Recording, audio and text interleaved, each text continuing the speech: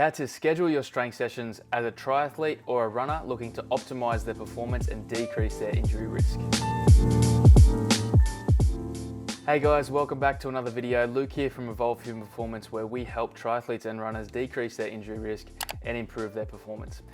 So today we're going to talk about how to schedule your strength conditioning sessions in a triathlon week and a running week. So in this video, I'm also going to give you my scheduling template that I use for my runners and triathletes and teach you how I've actually created a spreadsheet that covers these rules so you don't actually have to worry about it. So it's going to actually come up with red flags and yellow flags if you put in a strength session before a run, or if you put in a strength session before the day before a really high intensity run.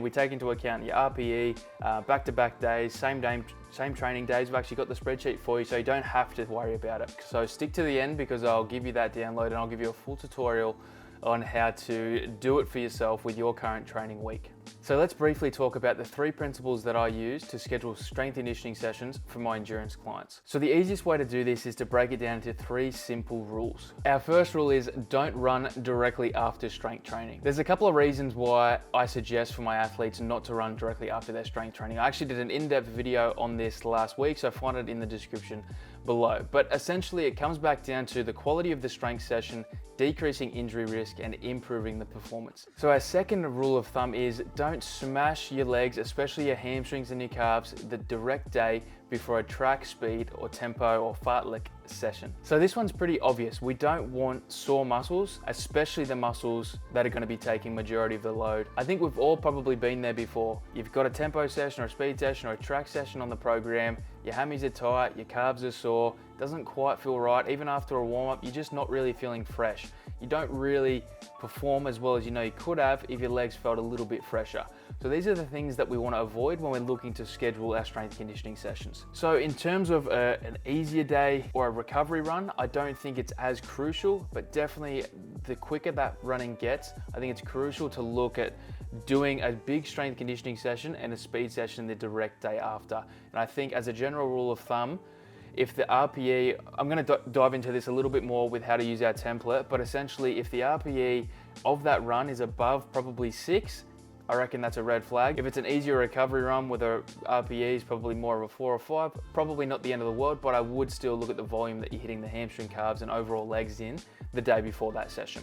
But more on that a little bit later. So the third principle that I actually like to follow is, it's a bit of a different one. So logically, it makes sense to look at a week and look at days where we don't have anything on and chuck some strength training in there. When we zoom out, we're looking at probably 6 or 7 consecutive days where we're training our legs. So yes, it might not be running, but you're still putting fatigue on your legs. We're not really letting the legs recover at all. So what we want to do is actually double up on some days. I would much prefer to have a quality run first, a strength session second in that day, double session, and then the day off after, rather than doing my run on day 1 and then my strength session on day 2 and then I'm straight back into a run the day after.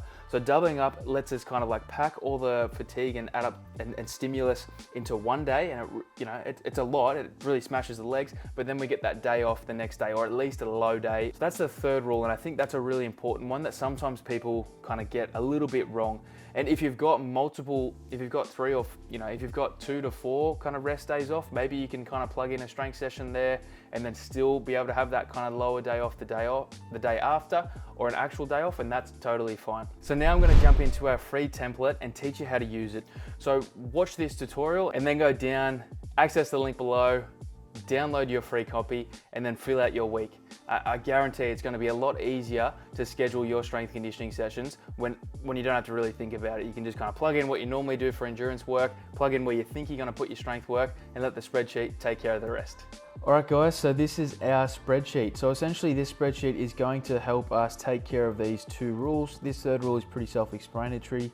So essentially the most important part is actually making a copy of this sheet. So coming up, file, make a copy. Don't try and edit it and request access. We just want you to make a copy, make your own copy, and it's gonna kind of like come up with here. And essentially this is gonna be your week. We're specifically talking about running in a lot of these rules, but this is geared towards triathlon as well. So just kind of plug in whatever you generally have planned out for the week. and kind of see if it comes up with any of these red or yellow flags I've been talking about. So essentially, as you just saw there, we've got an RPE here, and this is going to be a bit of a cross between intensity and volume. Generally, a lot of people are talking intensity when they're talking RPE, but to me, you know, if you're going out to do an easy run, but you're doing it for 2 hours, that RPE starts to kind of creep up there. So we're looking to kind of find an estimate between 1 and 10 of how hard that session was, or how taxing it was or is going to be. So if it's a tempo run or a harder run, or if it's an easy recovery run. So just get really good at kind of like recognizing where you think that session would sit on the RPE scale. So essentially, it's going to come up with the two rules that we've been going over. So if we go to look at a strength session, let's say an RPE 5, okay, yeah, I'm going to run in the afternoon. Okay, wow, well that's going to come up with a yellow flag regardless of the RPE. So if that RPE is between 1 and 5, it's still yellow, you know, might not be anything to worry about. If that's a hard run, that flag will actually turn into a red flag, and it's something that you probably want to try and avoid if you can. You want to try and juggle some stuff around, so we don't really have any red flags. So it's the same thing here. If we were going to do a strength session, and then we were going to follow it up with a run, okay, yellow flag the direct day after. Faster run or intense run, okay, yeah, that's more of a red flag. So essentially, our two main ones are going to be that strength session before a run and the direct day before as well. So this spreadsheet doesn't take into account the RPE of a strength session. So obviously, if it's a 3, it's, you know, more of a mobility session with maybe a couple of isometric holds or whatever it might be, and then you've got to run. Then you've got to run in here. It's still going to come up with that yellow flag, and if that's a hard run, it's still going to come up with a red flag. So just be mindful of the fact that you probably have to use your head as well and a bit of context, because it's not always going to come up with the appropriate flag, because we're not looking at the strength RPE, but we can just manipulate that strength session if we have to, so we can reduce the volume and intensity. Often we are only training, you know, 2, maybe 3 times a week in the gym, so we do want to get the most out of those sessions, and this is what this is for. This is for optimizing your week, so you can still train hard in the gym, but your endurance training is not going to be affected too much. So the other point to note is the fact that if you're getting up to, you know, 10, 15 hours a week, you're going to have a lot of training in there, especially as a triathlete. So sometimes it's not really going to be avoidable to follow these rules black or white, but we do have to use a little bit of context, and maybe we're looking at how much we're training the hamstrings and calves in that given session. If we've got a track session the next day, have we got 4 or 5 days there of back-to-back running or strength?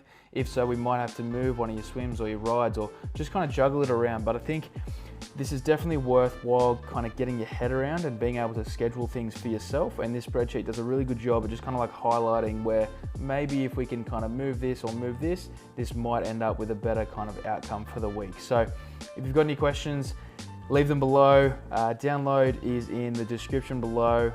Looking forward to hearing a bit of feedback around this spreadsheet. Any questions, you just let me know. As always, kind of like, subscribe. Thank you for watching.